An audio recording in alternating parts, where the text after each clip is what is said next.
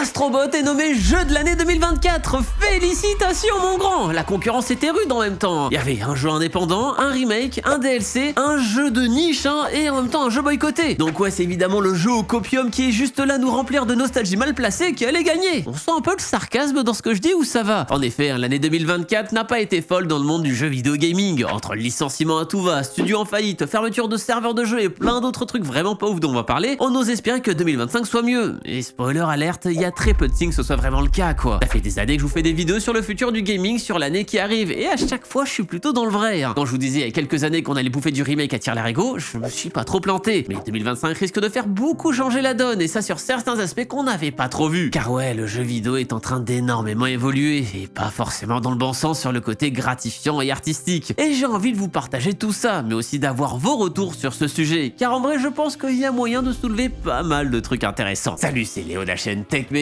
et aujourd'hui, on va parler du futur du jeu vidéo pour l'année 2025 qui arrive. Et clairement, ça donne pas envie de voir ce qui va arriver, au point de vouloir retourner dans le passé et de jouer à de vieux jeux rétro. Encore mieux, sur un support rétro, comme une borne d'arcade par exemple, un des nombreux produits qui se trouvent chez Electrodépôt qui sponsorise la vidéo. Electrodépôt, c'est un site web et plusieurs magasins dans toute la France qui vous proposent plein de produits autour de l'électroménager, mais aussi du multimédia et le tout à prix bas. Et on y trouve plein de choses, que ce soit des produits très récents comme des PS5, des Nintendo Switch et plein d'autres accessoires autour du gaming. On y retrouve aussi des bornes arcade pour jouer à des plus vieux jeux. Chez Electrodépôt, j'ai pu avoir la borne One Up Street Fighter incluant le meilleur jeu à jouer en arcade avec des potes, Street Fighter 2 Turbo. Oui, c'est une stat complètement scientifique que je suis en train de vous dire, avec un panel représentatif d'une personne, c'est-à-dire moi. Avec cette borne sous licence officielle, vous pourrez donc jouer à ce jeu mythique ainsi qu'à 11 autres jeux inclus dans la borne. Et l'avantage chez Electrodépôt, c'est que vous avez un choix monstre. Si par exemple vous voulez une borne un peu plus modifiable pour mettre plus de choses, il en existe d'autres modèles comme celle-ci qui permet carrément de streamer vos jeux Steam ou Epic Games, la classe quand même. Et bon, de mon côté, j'adore surtout jouer à Street Fighter sur une borne. Vous retrouverez donc ces produits et plein d'autres à prix bas sur Electrodépôt, et ça à n'importe quel moment de l'année. Et donc avec les fêtes de fin d'année, ça peut être bien justement d'aller voir tout ce qui est proposé. Je vous laisse donc un lien vers Electrodépôt qui vous propose plein de bornes directement en description. Et au moins avec un Street Fighter 2 Turbo, vous savez que demain, dans une semaine, dans un mois ou même dans un an, votre jeu marchera toujours. Ce qui n'est pas forcément certain pour beaucoup de jeux auxquels on joue aujourd'hui au vu du nombre de fermetures massives de studios et même de serveurs. Genre là pour vous dire, Ubisoft a encore fermé un nouveau jeu. Mais qu'est-ce qui se passe encore dans cette industrie? Bon, déjà, vous n'êtes pas sans savoir que beaucoup se sont fait remercier ces dernières années dans le secteur du jeu vidéo. Tout studio confondu, c'était 10 500 licenciés en 2023. Et pour 2024, on monte à 14 600, soit près de 50% de plus que l'année précédente. Et l'année n'est pas encore terminée. Et malheureusement, on risque de voir encore une hécatombe en janvier. Et ça, c'est ressenti sur tout le calendrier de sortie. Encore une fois,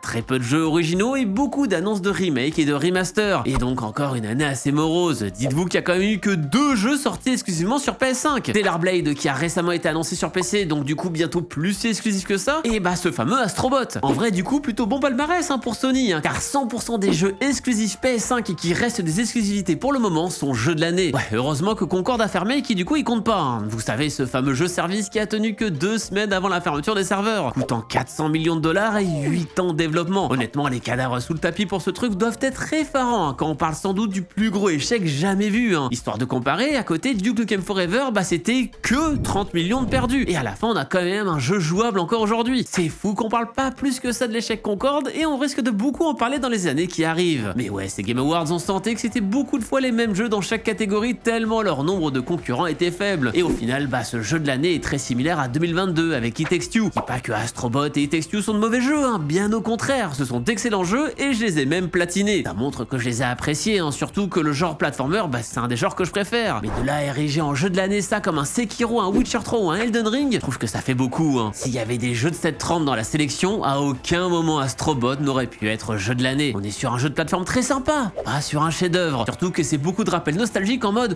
tu te souviens comment que c'était trop bien Crash Bandicoot et que c'était trop bien Epic Escape. Tenez, ils viennent de rajouter Gex pour Noël pour encore plus retomber en enfance. Ouais, faut juste espérer qu'ils ne refassent pas le même accent chinois qu'à l'époque, sous peine de faire cancel le jeu avec les petits robots. Bon, on a quand même pu un peu apercevoir tout ce qui allait sortir l'année prochaine, et c'est assez maigre, on va pas se mentir. On a Split Fiction, le nouveau jeu des développeurs de It Takes Two justement, ou encore Elden Ring Night Train, un jeu coop roguelike avec une mécanique de zone qui se referme comme un battle royale. Ouais, on est sur du Camoulox, très intrigué par ce que ça va donner de mon côté, et j'espère que c'est pas un truc pour faire passer la pilule Elden Ring en jeu service, donc en gratuit avec plein de microtransactions comme on voit partout. Alors c'est pas le cas de ce Night Train, mais je vous rappelle que Elden Ring Mobile, c'est un jeu en cours de développement depuis plus d'1 an. Et honnêtement, ce standalone qui sort l'année prochaine et qui est un remix de ce qui existe déjà dans le jeu et qui incorpore beaucoup plus le côté multi, et donc aussi le côté accessible, il fait très jeu. On fait passer la pilule pour créer cette liaison avec notre jeu mobile qui sort bientôt. J'espère me tromper là-dessus, mais ça sent pas bon. Les deux plus grosses annonces ont été donc Witcher 4 et Intergalactic, deux jeux qui n'ont pas de date annoncée, et donc ce sera sûrement au moins un bon 2026. Et honnêtement, autant Witcher 4, allez pourquoi pas, autant Intergalactic, il me donne zéro envie. Vraiment, on dirait encore le même jeu ultra narré où on est là à suivre une histoire de manière passive, et puis basta. Vraiment, ça a l'air très plat du peu qu'on en a vu, et donc encore une fois un Last of Us mais dans l'espace. Peut-être que ça va changer, mais pour le moment, ouais, boire. Et attention, je parle pas de question de wokisme ou autre, c'est vrai que c'est aussi tout un autre sujet, le jeu vidéo est malheureusement devenu extrêmement politique ces derniers temps, ce qui fait que ce fameux Intergalactic se retrouve avec un nombre de dislikes délirant, même si bon, si vous regardez mes vidéos depuis un bout de temps, vous savez que les nombres donnés par les extensions Chrome comme Return Dislike sont extrêmement peu fiables, et si vous ne le saviez pas, va falloir penser à vous abonner à la chaîne, vous êtes plus de 50% à la regarder sans lettres. Et ce serait dommage de commencer 2025 sans avoir cliqué sur ce bouton rouge, en moins une bonne résolution. La question de la diversité est ultra sensible et n'est pas le sujet de cette vidéo, mais quand on voit ce qui se passe de nos jours avec des sociétés autoproclamées expertes en DEI pour diversité, égalité et inclusion, comme ce fameux Sweet Baby qu'on entend partout, et qui est là à demander des millions de dollars pour conseiller d'autres entreprises, comme par exemple 7 millions réclamés à Black Myth Wukong pour les aider dans cette diversité, je trouve que ça en devient dingo quand même, surtout quand on voit ce qui arrive quand les studios de jeux vidéo refusent les conseils de ces entreprises. Wukong a justement refusé, ça leur a causé quelques bricoles, comme des journalistes qui ont mal traduit une citation d'un développeur du jeu lui prêtant donc des propos sexistes qu'il n'a jamais prononcés, ou encore selon moi le titre de jeu de l'année qui leur est passé à côté. On saura jamais à quel point ces histoires ont joué, mais c'est certain que même à un petit pourcentage, Wukong a perdu des points à cause de cette polémique. Et clairement tout ce que ça fait, c'est encore plus exacerber tout ce qui se passe dans ce secteur sur cette question. Depuis que tout cet aspect politiquement correct a été forcé sur le devant de la scène, et que malheureusement bien souvent on voit juste des studios cocher des cases,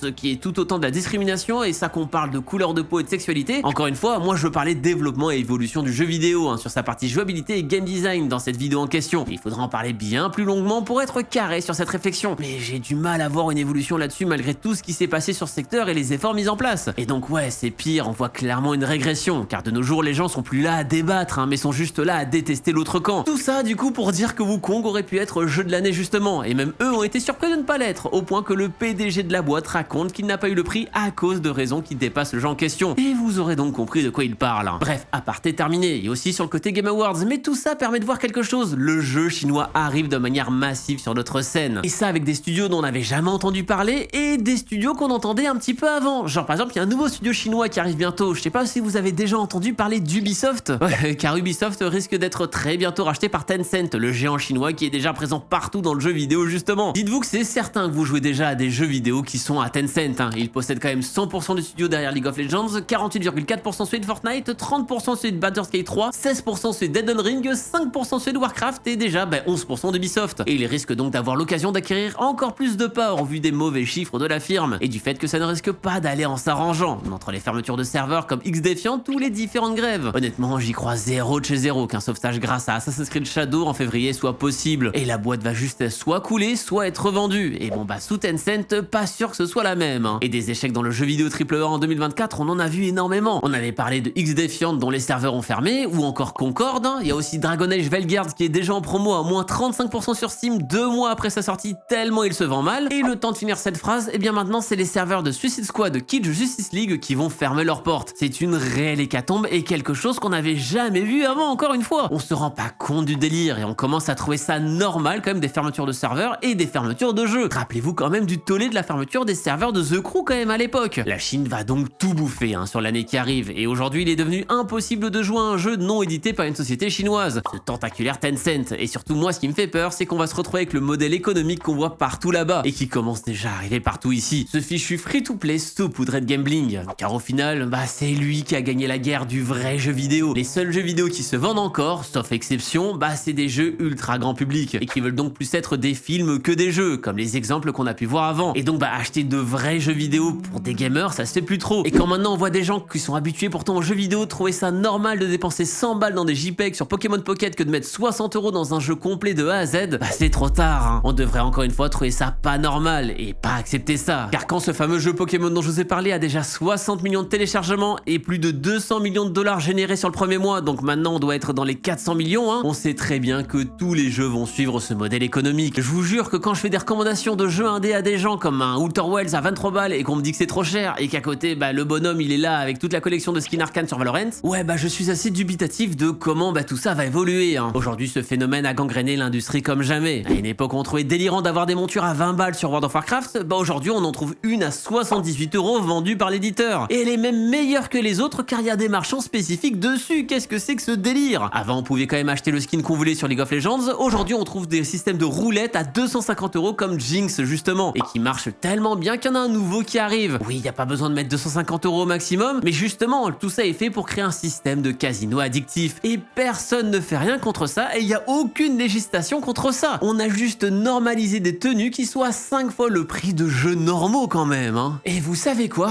J'en ai marre de pas mettre tout le monde dans le même panier, hein, sur le free-to-play. Parce que même si des microtransactions dans un jeu ne rendent pas plus fort, ne donnent pas une évolution plus rapide et sont juste cosmétiques, c'est toujours pay to win. Car ça veut dire quoi gagner dans un jeu vidéo? Ouais, c'est peut-être un peu philosophique là ce que je veux dire, mais le but d'un jeu c'est de s'amuser. Et si les giga animations trop sympas, la meilleure tenue, encore la plus belle danse se trouve derrière une microtransaction, eh bien c'est un problème. Bien sûr, plus ou moins grave, hein, selon les cas, mais c'en reste un, et une partie du jeu a été designée pour vous frustrer si vous ne passez pas à la caisse. Là où avant on avait des jeux payés plein pot, les tenues classe se trouvaient derrière des succès difficiles à atteindre. Aujourd'hui il y a plus rien quoi. Ou alors des tenues bof ou juste un truc un peu doré, comme ça les gens se plaignent pas trop. Et ça me rend fou car il y a même plus moyen de choisir. Regardez, moi de mon côté je joue énormément à Genshin Impact et je trouve pour de vrai que c'est un jeu vraiment sympa. Le jeu a un feeling cool, a des quêtes sympas, mais il me rappellera sans cesse que mes persos sont nazes et que regarde ceux dans la boutique ils sont vachement bien. En plus sans payer t'as réussi à en avoir un super rare là, ce fameux Neuvillette. Et ce serait bien de l'améliorer avec un achat dans la boutique maintenant, non? J'ai aucun moyen de profiter du jeu pleinement sans raquer tout le temps et je préférais 1000 fois payer le jeu 60 balles et peut-être des extensions quand il y a des gros patchs plutôt que d'être harcelé sans cesse par une boutique comme c'était le cas avant, même dans des jeux multi quoi. Starcraft 2 par exemple, les skins des unités même en multijoueur étaient à débloquer, pas à acheter. Enfin c'était il y a longtemps car même là-bas ça a changé, mais vous comprenez l'idée et ça montrait une détermination, pas un porte-monnaie quand vous y avez des skins sympas. On est donc en droit de se poser une question, est-ce que le jeu vidéo va devenir de plus en plus comme ça? Les jeux services qui ne sont plus là à proposer une œuvre mais juste à vouloir vous demander de l'argent sans cesse. Y a-t-il un sauveur de cette industrie? Est-ce que GTA 6 peut l'être? Vous savez la suite du jeu rétro, un GTA 5 sorti il y a 12 ans maintenant. Ouais bon, déjà je pense pas qu'il va sortir vraiment en 2025, hein, on a toujours pas de date, mais surtout on est encore une fois sur un jeu qui a cartonné sur son côté multijoueur. Et j'ai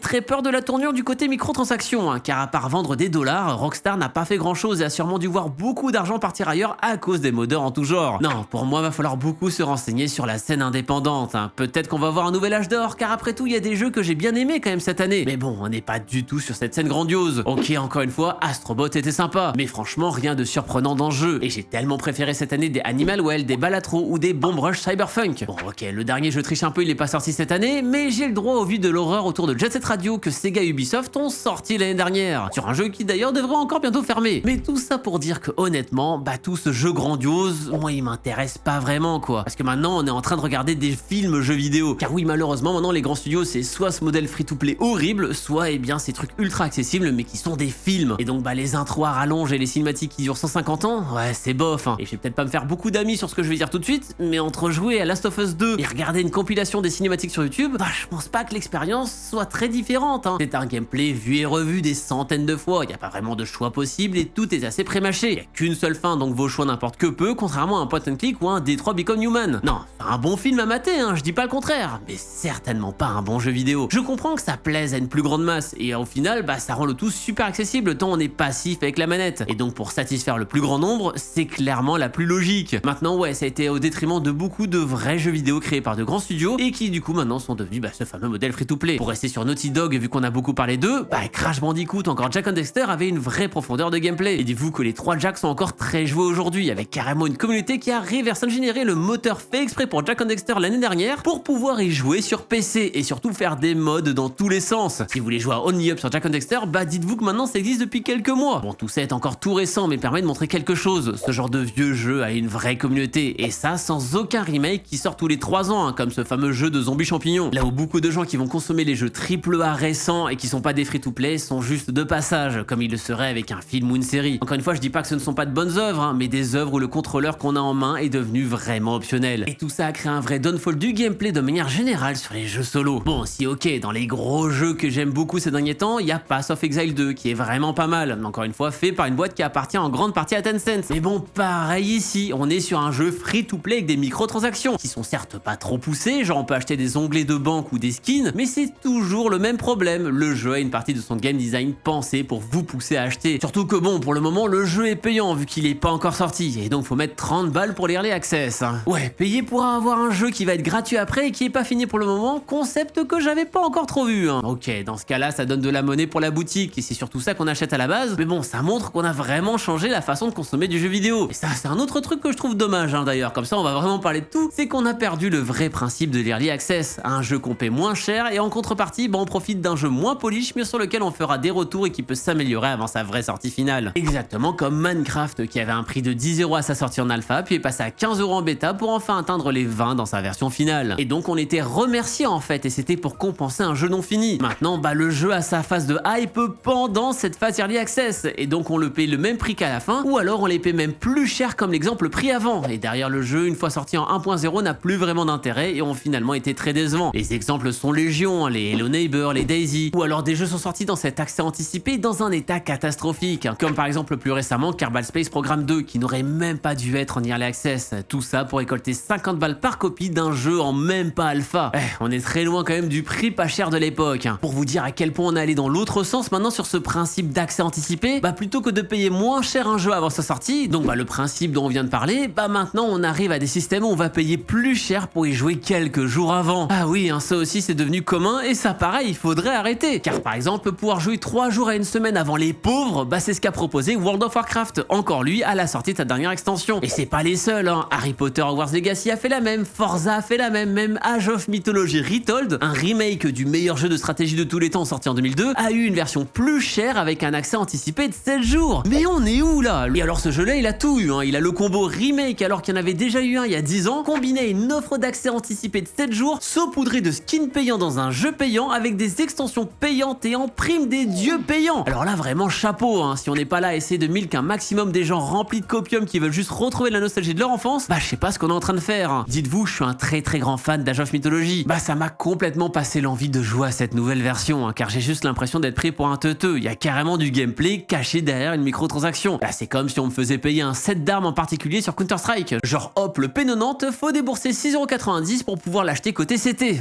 C'est vraiment du pur délire. Allez, un petit dernier sur ce jeu car vraiment moi c'est ma farce de l'année tout ça. Dites-vous qu'il y a les icônes du jeu de base disponibles derrière un DLC payant. Vous aimez pas la tronche de Zeus générée par IA? Ah zut alors, vous pouvez remettre celle créée il y a 22 ans pour seulement 6 €. Ouais, là on est vraiment sur payer du JPEG. C'est clair qu'avec cette vidéo, je suis pas très optimiste sur l'année qui arrive et surtout sur comment les studios sont en train de tout faire pour récupérer le plus d'argent possible avant peut-être un crash imminent et un ras-le-bol des joueurs. Pour autant, je vais un peu équilibrer la balance en plus des jeux indépendants, en parlant par exemple de No Man's Sky qui lui pour le coup est revenu des enfers avec 1 million de mises à jour gratuites en 8 ans, au point que le jeu est devenu excellent et que les joueurs supplient les développeurs de leur faire payer les gros patchs tellement ils sont dingues. Bon, ce genre de contre-exemple est vraiment l'exception, mais il est tellement incroyable que ce serait dommage de pas le citer et que vous devriez faire un tour sur ce jeu qui peut clairement valoir le détour aujourd'hui au vu des louanges folles qu'il reçoit. Mais en dehors de ces quelques exemples, tout ça fait très peur et on pourrait avoir un vrai ras-le-bol des joueurs parce que là on est juste pris pour des porte-monnaies sur pattes et je trouve ça nébuleux que certains arrivent encore à défendre ça. Bref, avec tout ce qui se passe dans le monde du jeu vidéo, on a oublié de parler justement du support. Il se passe quoi côté console? Eh bien autant le jeu vidéo se raréfie comme on a pu le dire dans cette vidéo, autant les consoles elles vont juste complètement disparaître. Bon, ça c'est pas nouveau et ça fait des années qu'on en parle, mais là cette vision de ne plus avoir de console est devenue bien réalité. Il y a même des pubs. Côté Microsoft, on a pu voir il y a un petit mois ce nouveau spot commercial qui explique que tout est devenu une Xbox avec la console au début, puis une TV avec l'application de cloud gaming, puis un smartphone, puis un ordinateur portable et même un casque de réalité virtuelle et tant d'autres choses. Mais surtout ce que ça montre, c'est que la porte d'entrée qu'on avait jusque là pour jouer aux jeux console, donc la console elle-même, elle s'efface de plus en plus. D'ailleurs du côté Xbox ainsi que celui PlayStation,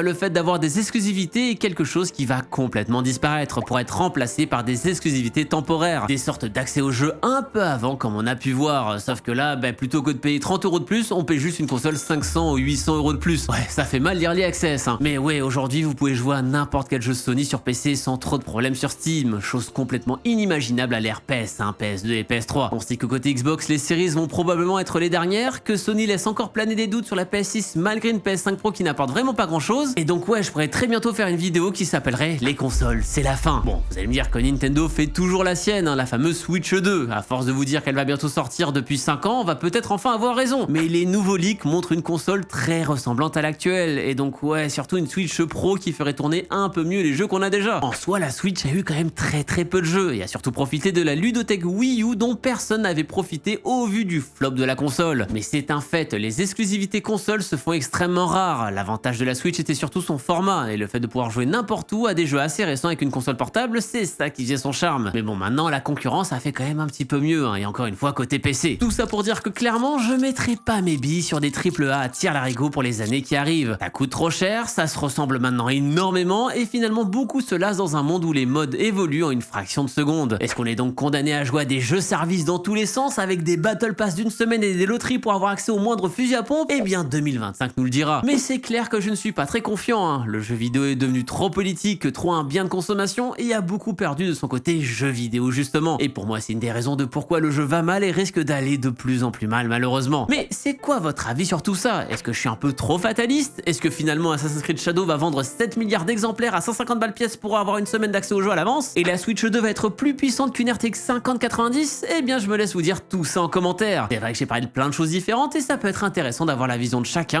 sur justement tous ces sujets. C'est vrai que de mon côté je joue beaucoup à des jeux indépendants, mais en vrai il y a toujours des trucs très cool. Maintenant on va voir si un nouvel âge d'or peut arriver. Les Meat Boy, Isaac, Spelunky et tout, eh bien c'est vrai que c'est plus aussi populaire par le passé, et les très bons jeux indépendants ne font plus autant de bruit qu'il y a 10 ans, ce qui est dommage. Tenez, histoire de vous faire une recommandation supplémentaire pour ceux qui sont restés jusqu'au bout, eh bien jouez à Hades 2, qui est clairement l'un des meilleurs jeux 2024 que j'ai le plus spammé. Oui aussi ici c'est un early access je sais, mais il est déjà dans un état bien plus correct que plein de jeux qui sont en V1. Hein. Surtout que le truc le plus cool, eh bien c'est qu'il fonctionne sur Steam Deck. Comment, vous savez pas ce que c'est un Steam Deck et vous n'en avez pas encore un? Eh bien avec Noël qui approche, ce serait bien de s'intéresser à votre future console de tous les jours tellement c'est incroyable. Alors hop, on regarde une des 60 vidéos que j'ai pu faire sur le Steam Deck. Et d'ici la prochaine fois qu'on se voit, eh bien n'arrêtez jamais d'apprendre. Salut!